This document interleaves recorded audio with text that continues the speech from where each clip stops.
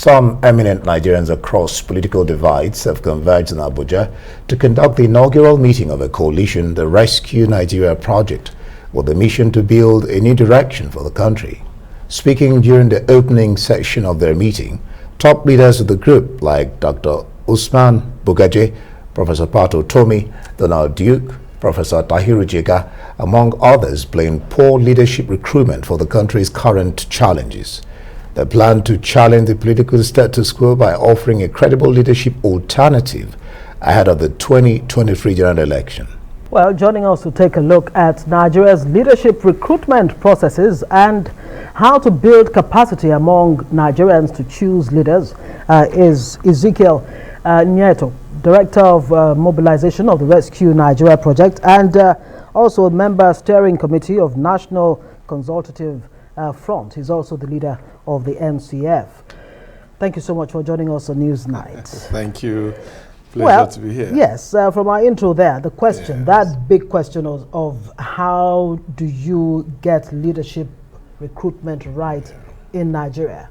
It's $1 million question begging for answers. But let's talk about first why it's become necessary for you to set up or come up with this National Rescue Project, NRP. Okay. The very first thing is that we live in a country where we drive other people's narratives. Okay? And then we sit down to complain. The politicians are doing what they set out to do, and they are doing an excellent job. We are expecting a cat to bark or a dog to meow. Now, when the politicians set an agenda for themselves, they see politics as a means to an enterprise that they want to take hold of. As a result, they sell their houses, they do everything humanly possible to come to buy you over so that they can get the mandate to go in and do what they set out to do. It is your position as a citizen, one who occupies the office of the citizen, to understand that you want a country that's properly run. You want a country that runs based on the corporate practices and what the Constitution says.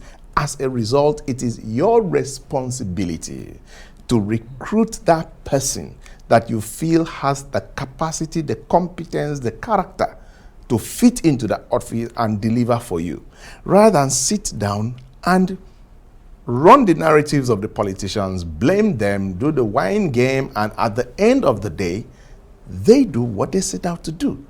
So we woke up and discovered that we are losing it. So we are going to take hold of our future and our destiny. We can't run the narratives of the politicians again. We've got to redefine the narrative and decide what we want for our country. All right, beautiful. They say talk is cheap.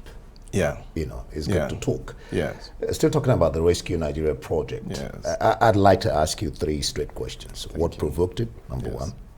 What are its core objectives? Yes. Break it down. Yes. And then when you say a new direction for the country, it sounds too open-ended. Okay. What do you mean? Okay.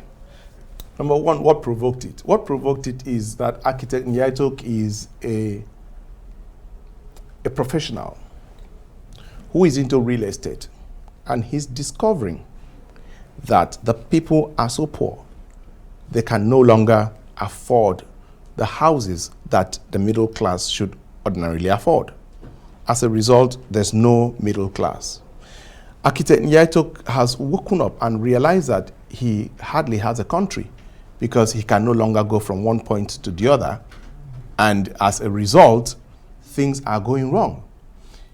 He wakes up and discovers that government is the most important institution on the land after God, and that anything so important as a man from the organized private sector, just like Arise TV, where you are making waves, you are doing very well because you have square pegs in square holes. You are a trained broadcaster, and you have cut your teeth, and you have years of experience. So they recruit you, and you are doing a good job, and everybody is happy. The same goes for a country.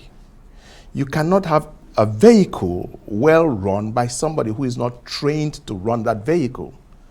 What provoked it is that we can no longer go the way we have gone, where we have become the poverty capital of the world. What provoked it is that it is insanity to do the same thing the same way and expect a different result. What provoked it is that we no longer have businesses going. We no longer have security. We no longer can sleep well. Because of that, common sense tells you that if you don't like what you have, seek an alternative. So what provoked it was that we can no longer go the way we are going. What do we want to do? What we want to do is to set the template for the sort of country, the way it should be run. The leadership recruitment starts first. So different bodies, different organizations, different individuals have come together to have a unanimity in the sense that it's not okay where we are going, we need to change direction.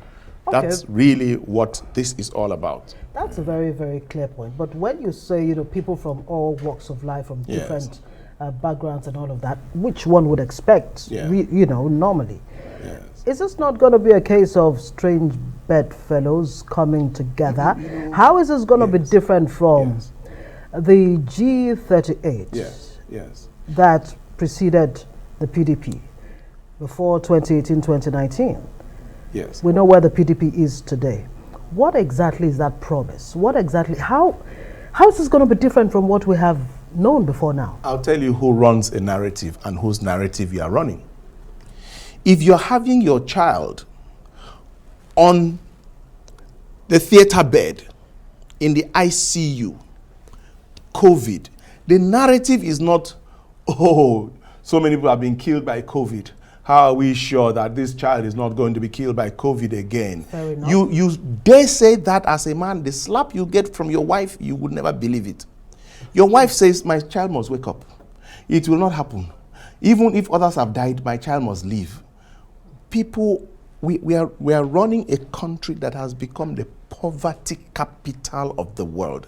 The narrative is not, oh, they failed in the past. The narrative is that this time it must succeed. So what exactly is that narrative that you're bringing? That narrative from? is that... I mean, because you talk about patriotism, selflessness, inclusiveness, and all those that. are the narratives that you and I know are the narrative that run nationhood that have survived.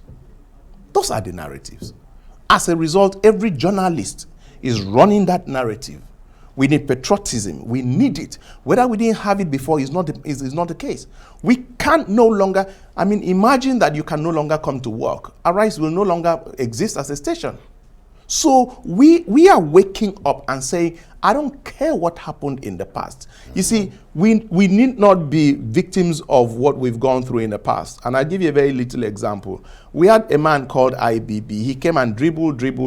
He handed over to Abuja. He came and dribbled, handed over to... By the time that Abdul Salam came, we said, oh, we've heard that before. It's going to be another year. The guy says, I'm going to hand over. I say, oh, please tell that to the Marines. We have experience. We've experienced it before. Within 24 months, within 12 months, the man handed over. Because there were people who dared to say, I am an optimist. I know it is possible. So they threw their hat in the ring. And then the people that were experienced were laughing at them. And what happened? A new crop of leadership emerged in 1999. Good. Let me comment there. Yes. So that, because we don't have all the time. Yes. You plan, these are your words. Yes. You plan to challenge the political status quo ahead of the 2023 elections.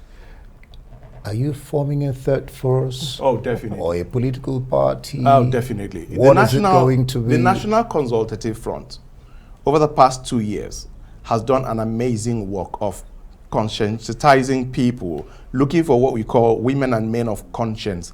There are a lot in Nigeria. There are over 70%, the very least.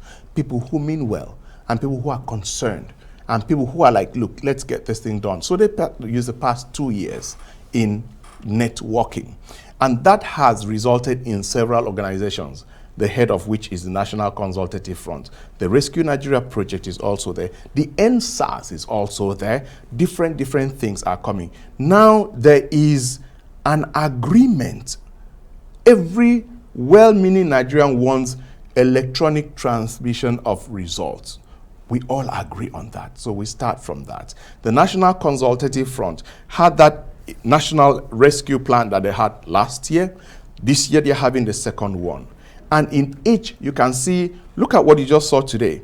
Nigerians are coming, whether you're in your PDP, that's not a problem. Whether in APC, that's not a problem. We know that across board, there are women and men of conscience who think things should be done right. So they are starting to come together and get themselves into a vehicle. And let's not be in a hurry, because we are moving already the way we planned it to be. Nigerians want to see certain things appear overnight. But a man who has seen what's going on, look at what happened today. Look at what's going to happen on 1st October. We have people across board coming together to say, we want to run a common agenda. That time will come when the same people who have been well activated will say, let's go in this direction. Okay. There's a program that time will not allow, but Nigerians have worked up, based on National Consultative Front, a recruitment process that is novel. It's never happened, and it's coming up now. There. We wish we had time to talk about. I was going to come to that. Ezekiel Nya Etok, Director of Mobilization of Rescue Nigerian Project. Thank you for being on the program. National Consultative Front, more like that.